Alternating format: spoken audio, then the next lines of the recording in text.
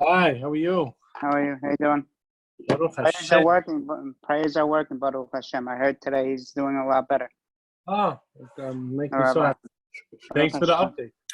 No problem. Thank you for your prayers. Oh, it's all of us together. Thank Baruch you. Hashem. Hope Okay. everything's good. Yes. Oh, my friend. My friend Hacham Fax is there. Hey, Rabbi. How are you? Baruch Hashem, yourself? Awesome. The beard's coming in nice, baby. Hey, Rabbi. It's almost going to look as good as yours, eh, I Joe? love it. I love it. What's up, boy? Hi, Roy. What's up, Rabbi? Hi, Israel. Joe. Hi, What's Isaac. up, Rabbi? Rabbi, Okay. you know an underground barber shop? My son has opened up. He takes no responsibility for any bald spots, but you'll definitely get some of your hair cut. There's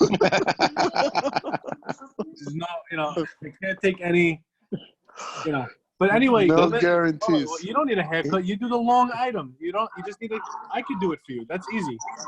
No problem. Hey, Roy. Yeah. Okay. What's up? All right. Doing? Okay. Very nice. We're gonna get started now. Tonight is Musar Tuesday. Hey Fred, what's up? Okay, beautiful. Okay, I'm gonna just do a little bit mute to everybody. But if you want to speak, please speak your mind. Just unmute yourself. Okay. Beautiful. Okay, beautiful, beautiful, beautiful. Where's Mark? Mark is late. We wait for Mark. Okay, he'll come in soon. Okay. All right.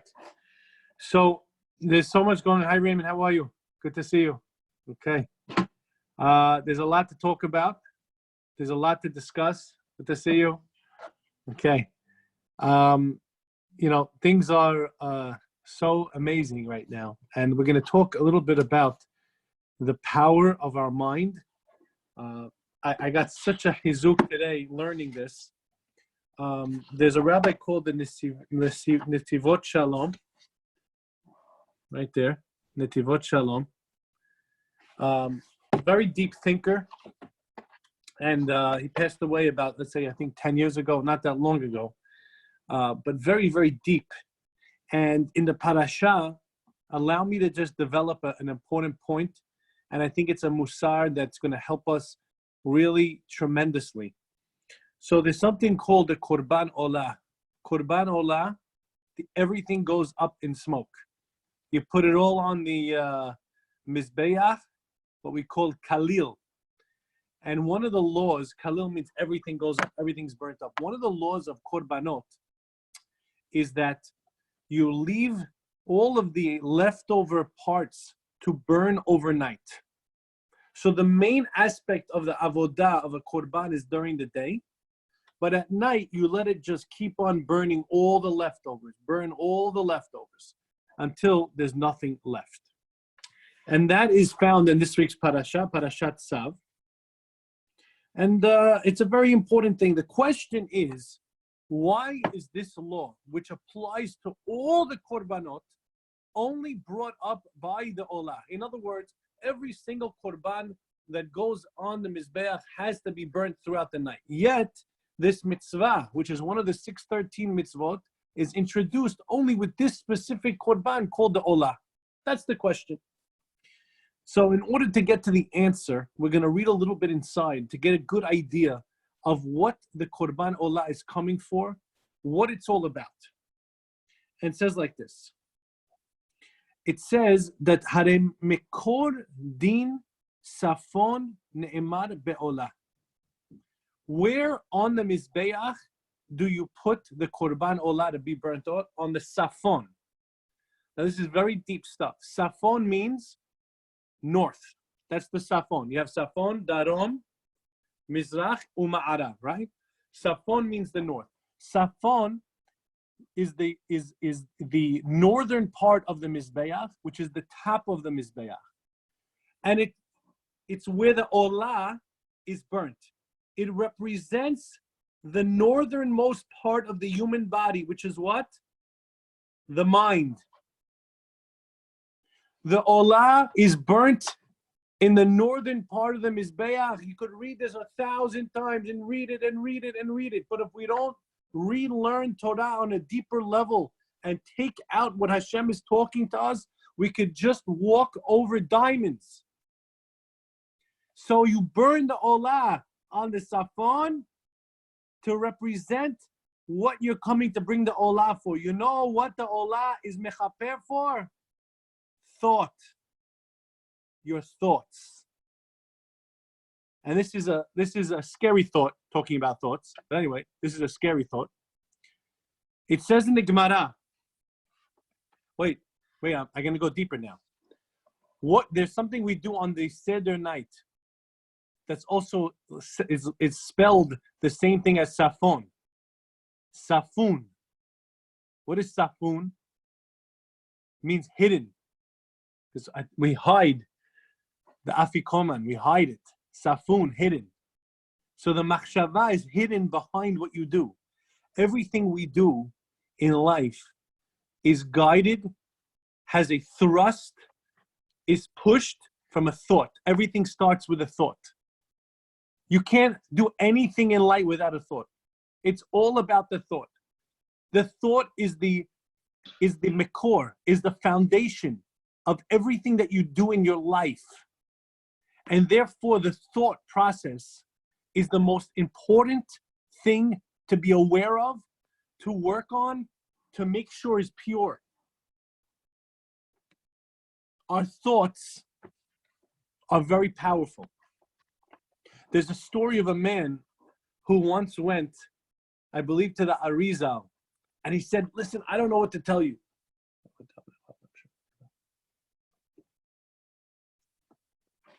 I have these thoughts that go in my mind. They're inappropriate thoughts. I don't want them in my mind. I don't want them in my mind. He goes, okay, you know what? There's a guy named Reb Zusha. Go to his house. Where's Reb Zusha? He's about, 2 hours away by horse and buggy. It was like a snowy thing, right? He goes, it's freezing cold. He's like, when should I go? Go now. It was like 5 o'clock. It's now 7 o'clock. It's about to get dark. I don't know what they wore in those days, these big items. Freezing cold, snow, on a horse and buggy, gets to this house. He looks inside the window and he sees a warm house. He sees a guy sitting there. He knocks on the door.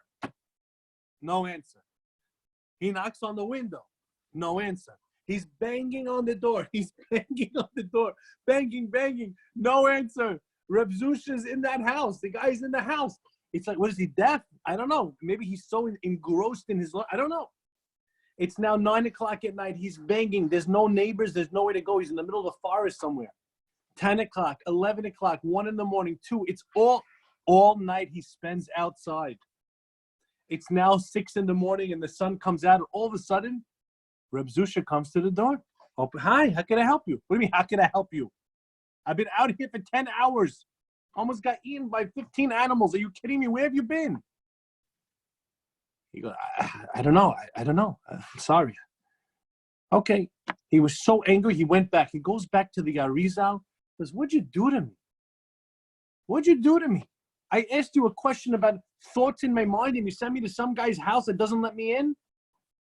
The Arizal looked at him and says, just like Reb Zusha doesn't allow people in his house that he doesn't want to let in, you shouldn't let anybody into your house that you don't want to let in.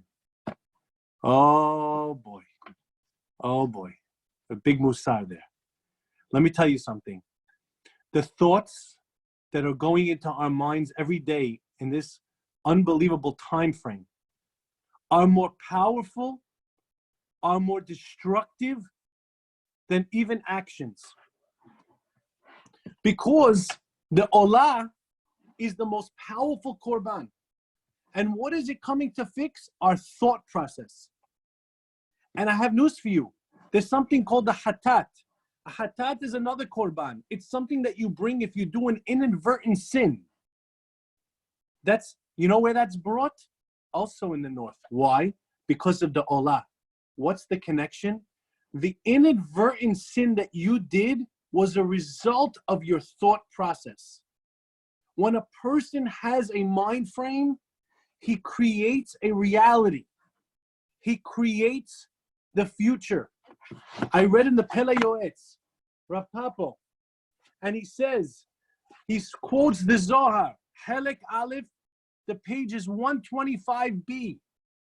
Shelefi ma shechoshev ha'adam mamshich alav. The way he thinks, that's how he's gonna go. You think negative, you will go negative. You think positive, you will go positive. The power of a machshava, of thought, is so mind-boggling, it could change your physical reality. We say in Tehillim all the time, Hashem silecha al yad yaminecha. Hashem is your shadow. Heard a beautiful pshat. If you make a shadow with a smile, the shadow will be a smile. Whatever you make your face to be, whatever you make your feeling to be, that's what the shadow will be. We say all the time, Tenu oz lelokim, we give strength to God. You know what that means? Hashem says, I want to see a positive thinker and I will give him positive things. But the mind tells you, how could you think positive with so much negative out there? How can you? The answer is, you could do it if you decide you want to do it. You let in the thoughts. You control your thoughts. You think in a positive way and you see the good and you see positive outcomes, you will get positive outcomes. But let me tell you a little bit more. It says in Masechet Yuma, Hirhure Avera, thoughts of doing a sin, Kashin, are worse, Migufa shel Avera, are worse than the actual action themselves. I'll say it again, because I read this Gemara 10, 20, 30 times, and I couldn't get my mind to grasp it. That means a guy thinks to do something wrong, to steal, and he has a thought to steal, is worse than actually stealing. And the answer is like this. Because the thought, once you have the thought, the action is for sure going to come. The mind thinks, the eye sees, and then the body follows suit. The thought process is the foundation of everything. To the point where it says in Masechet Berachot, it says, Ulechoshve Shemo. I believe it's Amar Rabbi Helbo, but I'm probably wrong. Somewhere in Dav Vav or Dav Zayin. He says, Harotzeh la'asot mitzvah, a person wants to do a mitzvah, v'ne'enas, and he's prevented from doing it, he gets the sachar for doing the mitzvah. Why? Because the thought was there. And on the most deepest level, I'm going to go even deeper. I read in the Baal HaTanya, who is the first one, he wrote the Aruch HaShulchan. He's the first Lubavitcher Rebbe. He wrote the Tanya, very deep thinker. He says the realm of thought is not a physical thing. Thought is in the realm of godliness and spirituality, complete spirituality. We see all of the time, Hashem thought to do this, but he did that. Hashem thought to do that, right? Hashem thought to create the world with Midat Hadin, and he switched to Rahamim. Thought. What is this? Thought is a real thing in the spiritual world. Thought is alive. Thought is real. Thought reverberates. So if you don't change your thought, you can never, ever change your actions. I'll give you an example. All the Kohanim here. When you do a korban, and you bring a korban, right? And there's something called pigul. If you think about a different item or something else while you bring in the korban is NG, bye, no good. Why? Who cares about the thought? I'm doing the right thing. The answer is the thought is such a big part of what you're doing. It's the foundation of everything. They say that it's the thought that counts. It's such a real thing. And I'll prove to you how much the thought and the intentions are important. There's a Gemara in Kiddushin that says that there's a man who had a father, and he gave his father a delicious plate of the most greatest delicacies We made a thing I forgot what kind of steak it was. My wife made it. It was like a long, looked like a turnip. I put it on there on either side, and it was like rare in the inside. And then you just like slice it. Ooh, it was hadid. We'll talk about this, Roy. We're going to talk about this. It's very important. I could see it with a beautiful like eggplant. Okay, we'll talk about that later. I'm sorry. Anyway, that's not for now. But he gave his father delicacies, beautiful food, delicious items, and he got as a reward Gehenna. Another guy gave his father hard labor to do, and he got Gan Eden. Says the Masechet Kiddushin like this: the one who gave his father a beautiful meal, he said, "Dad, here, eat." My son, Dad, I don't want to hear what you have to say. Just eat the food. Just eat. I'm not here. Eat, yalla. He might have done a nice action, but his machshava stunk. Gehenna. And there's the kid that sent his father to hard labor. The king said, I have 2 jobs to do. One is hard labor, and one is to be sent away to Siberia. He said, Dad, I'm gonna go to Siberia. I can't. I'm scared. You're not gonna see mommy. You have to do the hard labor. Dad, I'm so sorry that you have to do this. I just want to do the best thing for you. He Gan Eden, because it matters what the machshava is. We need to change our machshava. We have to create in our minds a vision of goodliness, of all that Hashem does for us, of the food, of the enjoyment, of the life, of the family, of the home, of everything we've had till now. We have to see the future, how beautiful it's going to be when we go back to that shul and when we celebrate with family together. We have to envision it. Because if we don't start envisioning it, it will not come to fruition. It's a crazy thought. It's a mind frame. It's a positivity, but it's more than that. It's that my thought process understands the truth. Because the truth of the matter is, unfortunately, right now, we are going through a gezerah. There's nothing to talk about. It's a gezerah. But the gezerah has in it so many silver linings. And I'll give you just one on the table today when we're eating dinner. First of all, eat dinner with the family, breakfast with the family, lunch with the family. I'm going to beat up the family soon, but that's a different conversation. But the bottom line is every meal together is beautiful. My son says like this, Dad, I thought of a silver lining. What's your silver lining? It says in the Gemara that if you make your house a holy place, your home will then have the status of being like a shul. And we know that when the Mashiach comes, all the shuls are going to be miraculously transferred all the way to Israel. That means SLC, if Mashiach comes, we're in the middle of praying, we're going to put on our seatbelts, hold on tight, and we're going to go like, I don't know, water gliding across the Mediterranean to Israel. I don't know how it's going to happen, but all the shuls here have the status of Eretz Yisrael. In fact, there's a Gemara in Masechet Berachot that says that if you live in Eretz Yisrael, you'll live a long life. And the Gemara, the rabbi asks, he says, I don't understand. There's this Babylonian guy. He's like 197. He looks like, you forget about it. The guy's a very old man. He says, no, he's always in the shul. The shul has a status of Eretz Yisrael. So the shuls are going to miraculously go to Israel. But what about our homes? So if your home is a place that has Kedusha and learning and praying, then your home will also go. So my son said, look at this unbelievable silver lining. Everybody's homes now has praying, has learning, has Torah, has everything.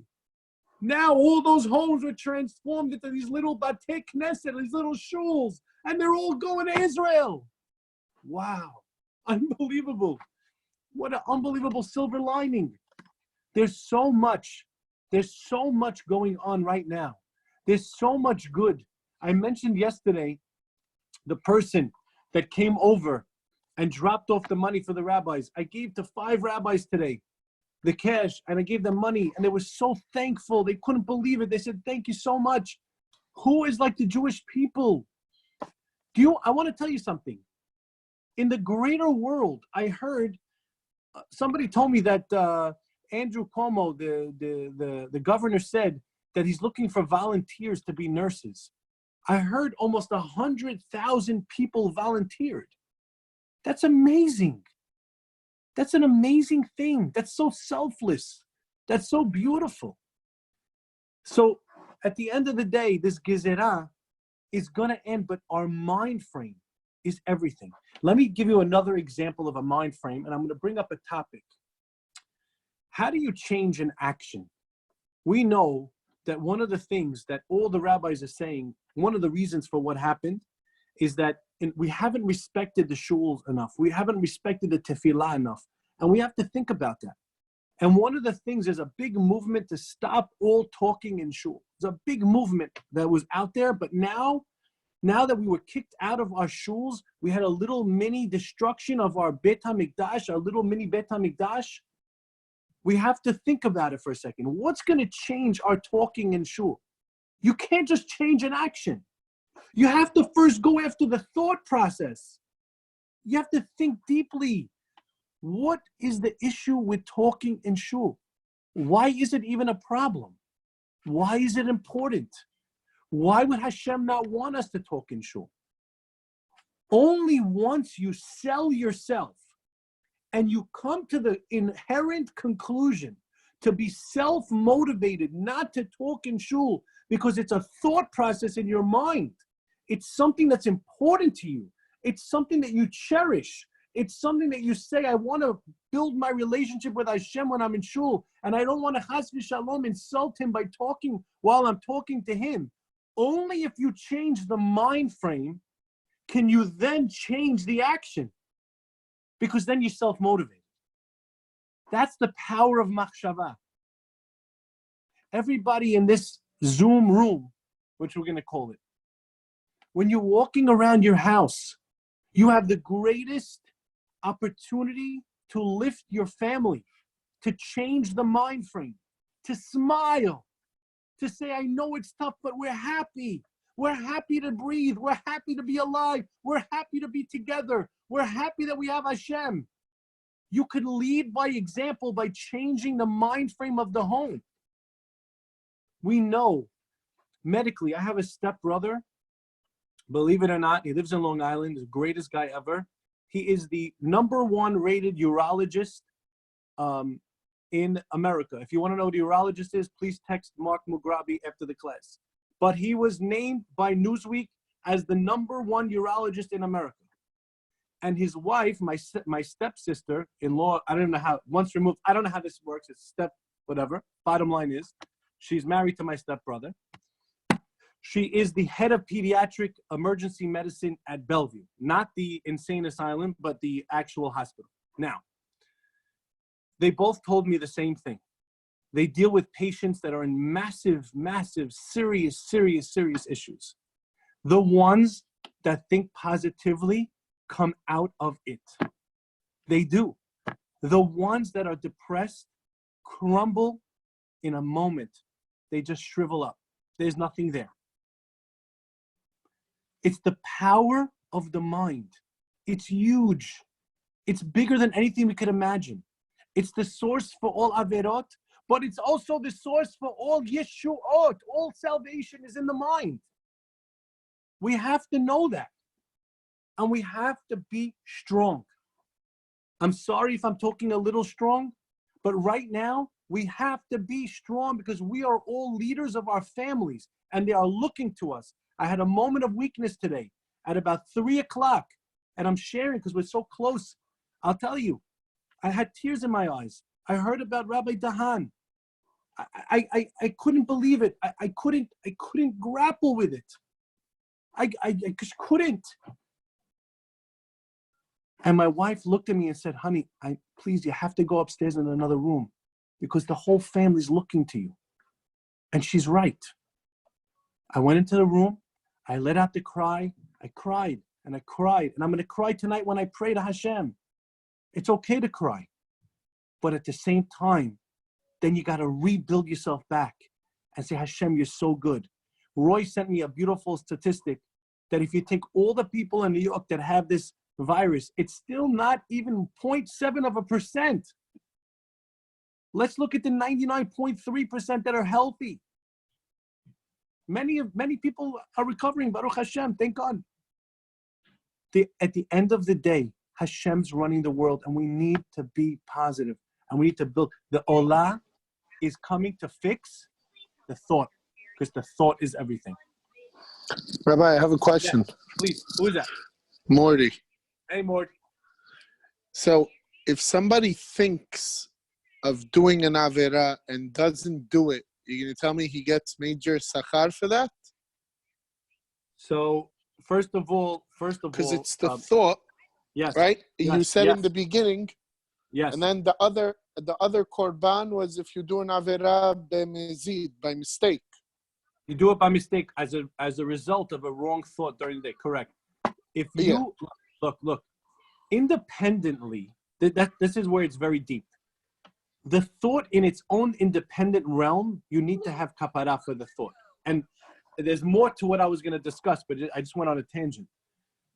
The reason why we burn the korban with a fire is because the fire represents totally burning up. The olah is where we learn that you have to, where you burn everything up, because a thought has to be completely eradicated. But if you have a thought to do an Avera and you stop yourself, of course you get sachar for that. But you still have to make teshuvah for the wrong thought. You understand? Yeah. Okay? But if you think to do an Avera and you don't do it, it's not as if you did the Avera. No, we don't. Hashem only works in the positive with us. He only gives us credit for something good that we wanted to do. That's what the Gemara over there says. The Gemara actually asked your question. So I want to tell you one last point, which I think is important, Hizuk, also. We know that antibiotics work where the actual medicine has in it some of the actual disease. I know that with this new type of things that they're coming out, new vaccines, it looks like they don't have to do that anymore. But many of the medicines that we take has in it the actual disease itself. And we know that within the makkah is usually the refuah, within it itself, right? Like we read in Tehillim, Et Sarah liYaakov, umimena yishaveha. My son read this today.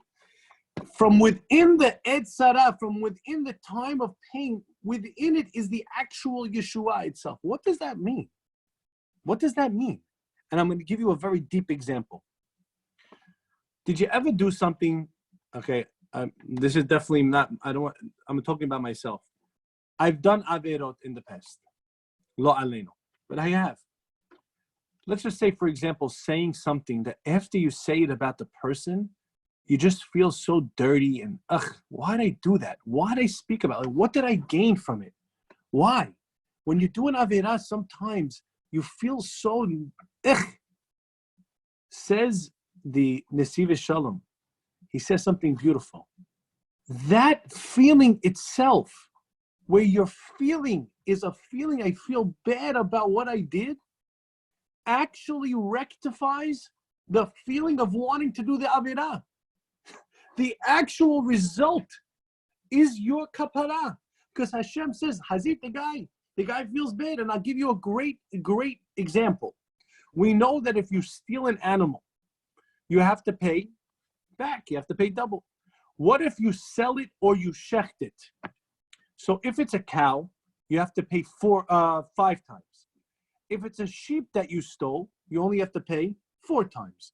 Ask the Gemara, why are you paying less for a sheep?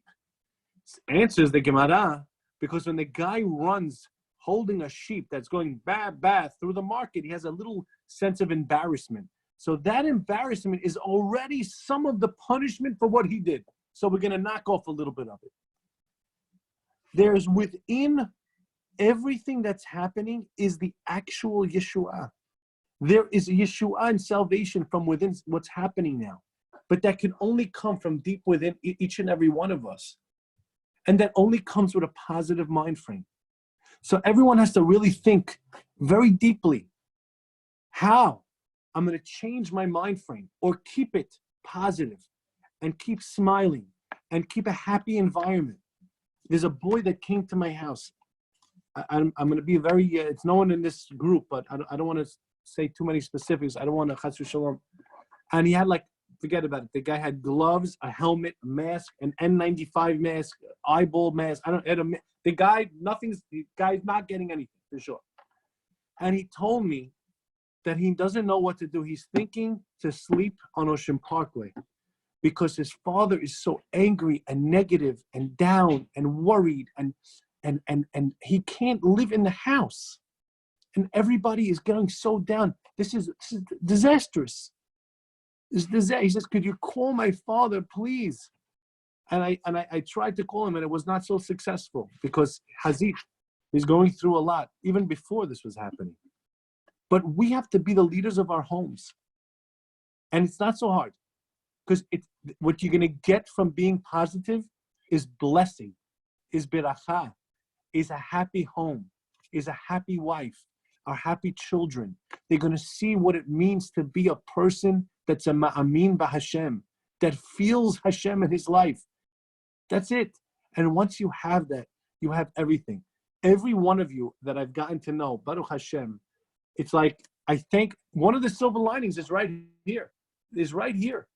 Just that we've all become so close and have gone through this together. And this is a relationship that's going to be forever, Be'ezat Hashem. But we have to come together and do that. We have to understand positivity. Machshava. Your machshava is everything. A good machshava creates a good outcome. And I give everyone a big beracha, a birchat hediot, that we should all be zocheh in this very, very difficult time, to raise ourselves up, to be positive, to be b'simcha, to bring blessings through, to nu oz l'Elokim, giving strength to Hashem.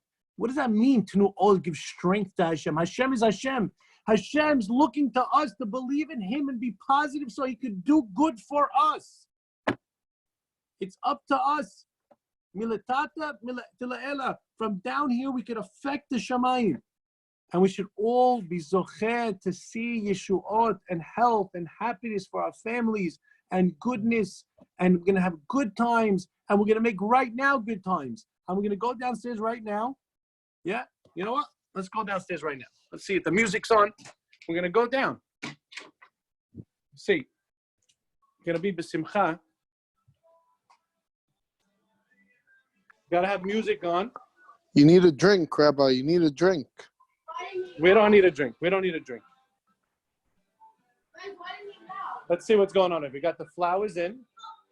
We got to make the music a little louder. Hi, everybody.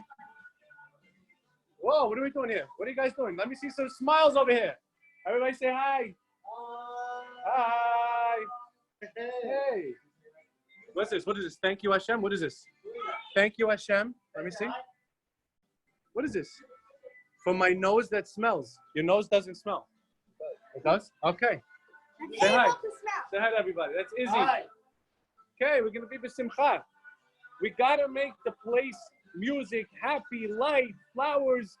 And this is going to bring us to Yeshua. Everybody should have a wonderful day. Take care. Amen. Thank you for sharing, Rabbi. All right, thank you.